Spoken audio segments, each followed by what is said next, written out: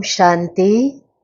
आज 26 अगस्त 2023 के बाबा के साकार महावाक्य हैं। मीठे बच्चे, तुम्हें नशा होना चाहिए कि हमारी तकदीर स्वयं बाप ने जगाई है। अभी हम भारत की सोई हुई तकदीर जगाने के निमित्त बने हैं। परमात्मा ने स्वयं हमारी तकदीर जगाई है, तो हमारा भी फर्ज है कि हम भारत की सोई हुई तकदीर को जगाएं।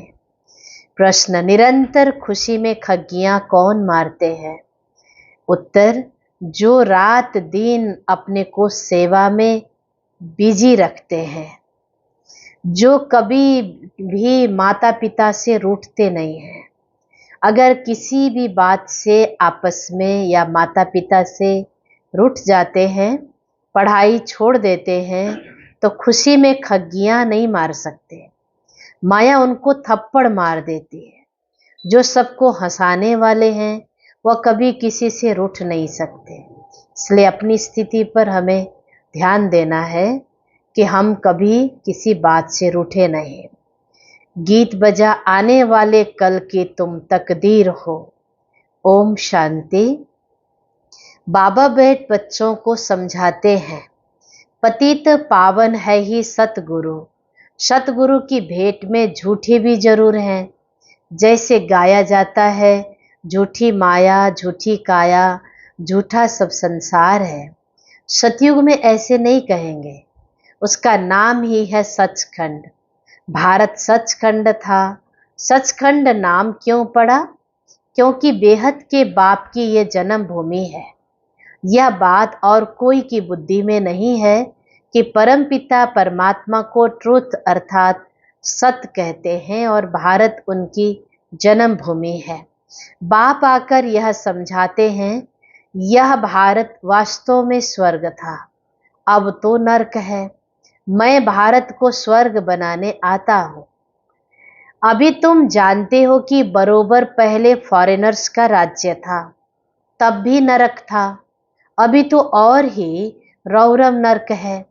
आपस में कितना मतभेद में आकर लड़ते रहते हैं।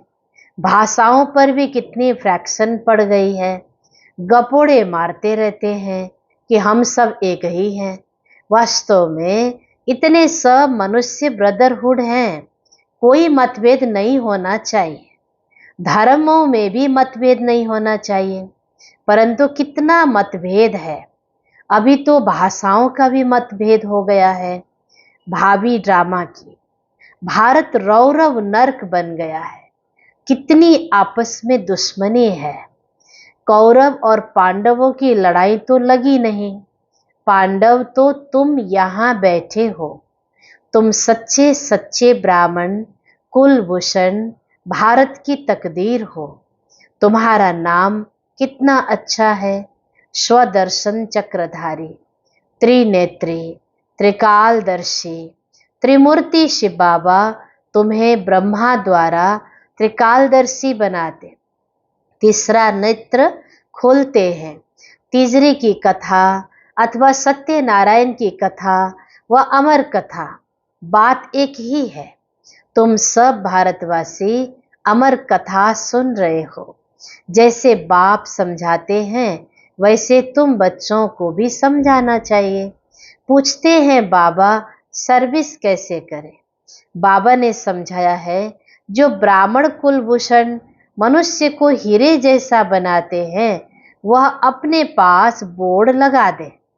शिव बाबा का चित्र लगा हुआ हो, शिव बाबा के चित्र के नीचे लिखना है, बेहद के बाप से 21 जन्म का जन्म सिद्ध अधिकार स्वर्ग की बादशाही कैसे प्राप्त होती है, वह आकर समझो। तो मनुष्य आकर समझेंगे। समझानी तो सहज है। बाप आया है, आकर स्वर्ग बना रहा है। यह शिव बाबा की अवतरण भूमि है। परम धाम से बाबा भारत में ही आते हैं।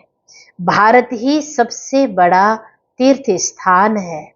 सबको मानना चाहिए। गुरु नानक बुद्ध आदि जो भी हैं, सबका पतित पावन बाप जो है, उनकी यह जन्म भूमि है। अभी तो आसुरी राज्य है।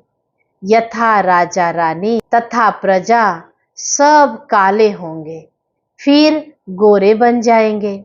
इसको कहा जाता है आयरन एज्ड, वह है गोल्डन एज्ड। पावन दुनिया तो है शिवालय। अंग्रेज लोग भी समझते हैं कि गॉड गॉडेस का राज्य भारत में था, परंतु कब था ये नहीं समझते। भारत बहुत साहूकार था, अब तो कंगाल है। इसलिए भारत को पैसे देते हैं, गरीब को दान दिया जाता है, तो अब दान देते हैं। भारत से ही बहुत पैसे ले गए हैं, अब फिर भारत को देते रहते हैं। बाप कहते हैं मेरा पार्ट है भारत को हीरे जैसा बनाना। तुम ब्रह्मा कुमार कुमारियां हो, तुमको ही देवी देवता बनाते हैं। गाया जाता है परम पिता परमात्मा ब्रह्मा द्वारा ब्राह्मण और देवता धर्म स्थापना करते हैं, परंतु भारतवासी जानते नहीं। न जानना ही नूद है। तो यह बोर्ड लगा दो कि लौकिक बाप से जन्म जन्मांतर हद का वर्षा लेते आए हो, अब पारलौकिक बाप से आकर स्वर्ग का वर्षा लो।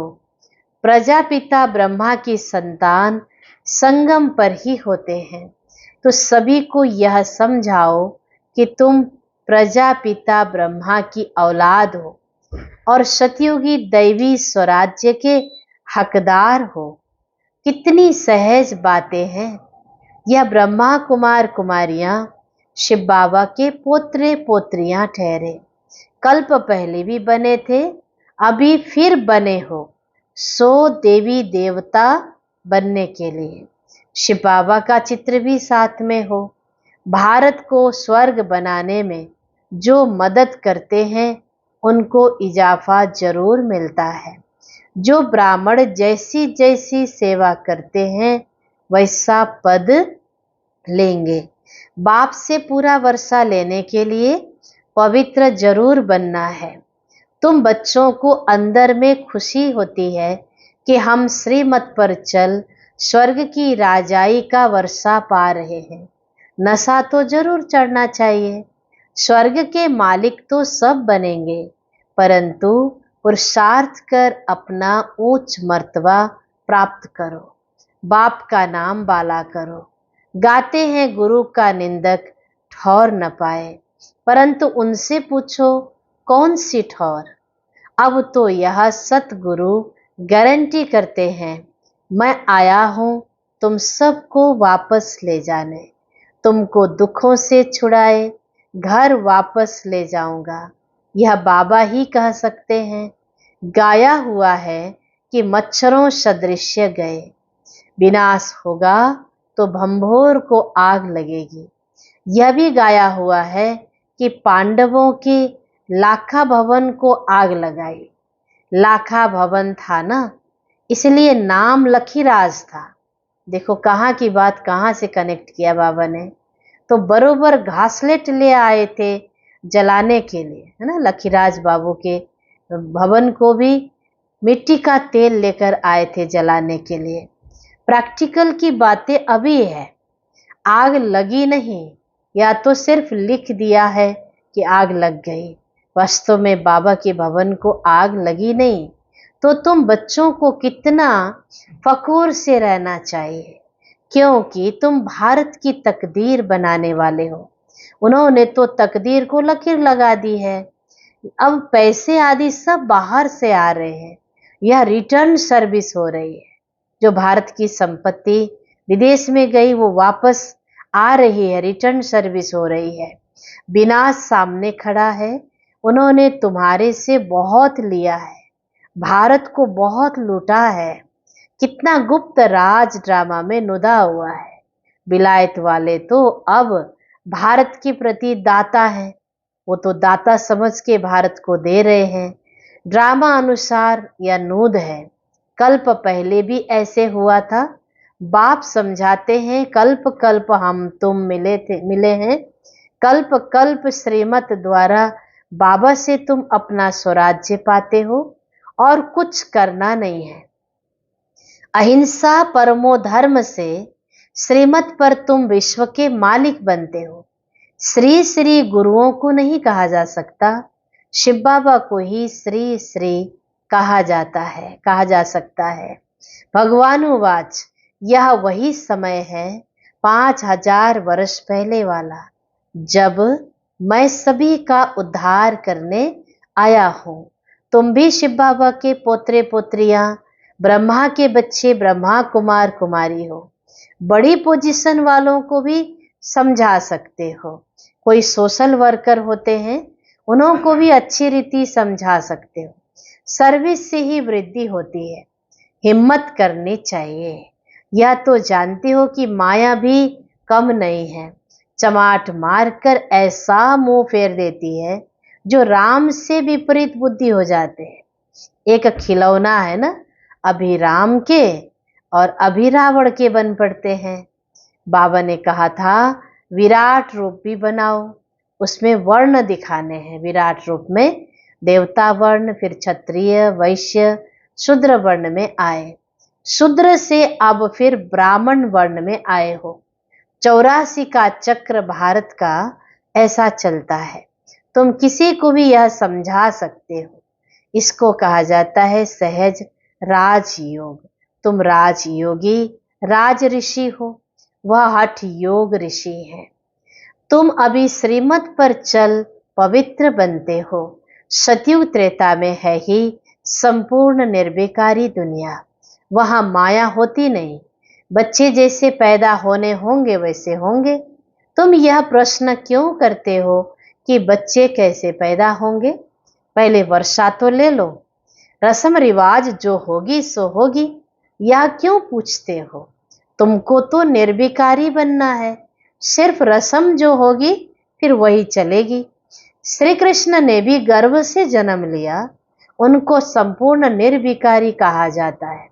वह तो गर्भ महल में बड़े आराम से बैठा था, यहाँ तो गर्भ जेल में बहुत सजाएं खाकर त्राही त्राही करते हैं। तो ऐसी ऐसी बातें समझानी है, सर्विस करनी है। मित्र, संबंधी, पड़ोसी आदि सबको ज्ञान देना है। बाप का परिचय देते चलो। बेहद का बाप स्वर्ग की स्थापना करने वाला है। बाप कहते हैं मुझे याद करो तो तुम्हारे भी कर्म विनाश हो जाएंगे। प्रतिज्ञा करो कि बाबा मैं आपका मददगार बन पवित्रता का वर्षा लूंगा। पुरुषार्थ पर सारा मदार है। Follow mother father. पूछना क्या है? एम ऑब्जेक्ट है ही राजयोग, राजाई के लिए योग, प्रजा का योग नहीं है। राजा बनेंगे तो प्रजा भी जरूर चाहिए। भारत में सदैव राजा रानी का राज्य चलता आया है। अभी तो 9 राजा रानी। बाबा फिर से राजा रानी का राज्य स्थापन कर रहे हैं। इसको कहा जाता है प्रवृत्ति मार्ग।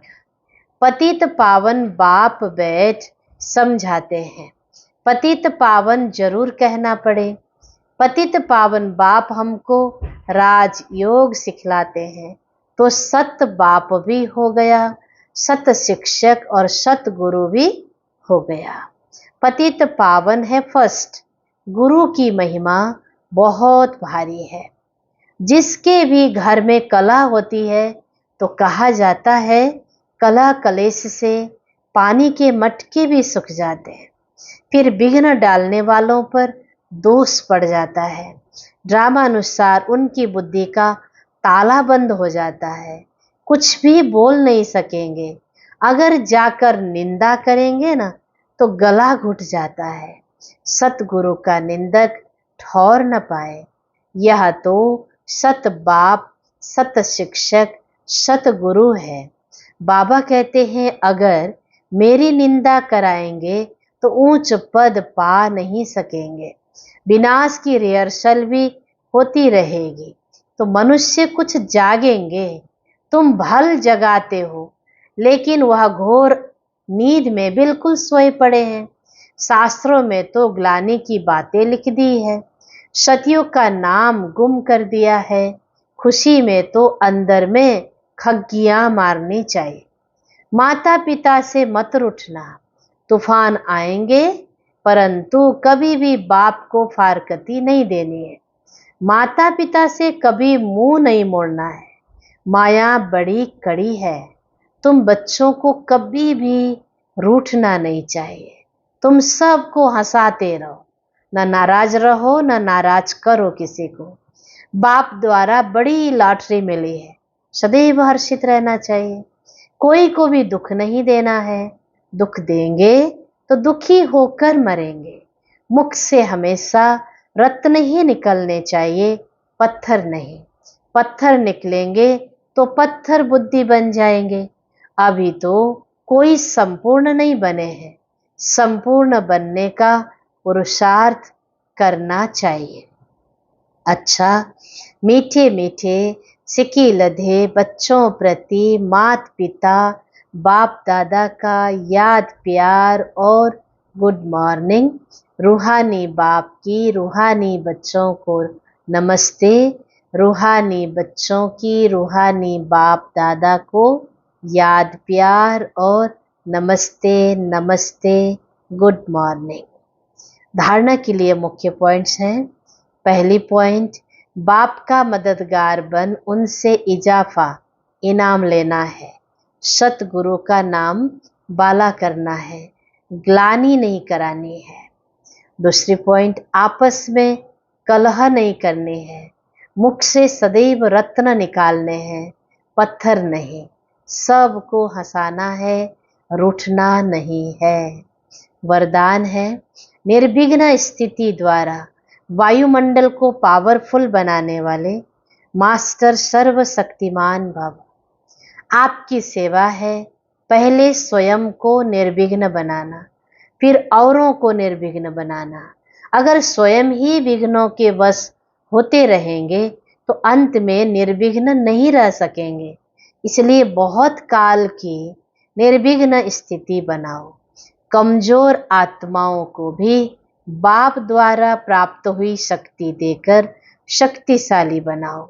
मास्टर सर्वशक्तिमान हो, इस स्थिति का अनुभव करो, तब वायुमंडल पावरफुल बनेगा।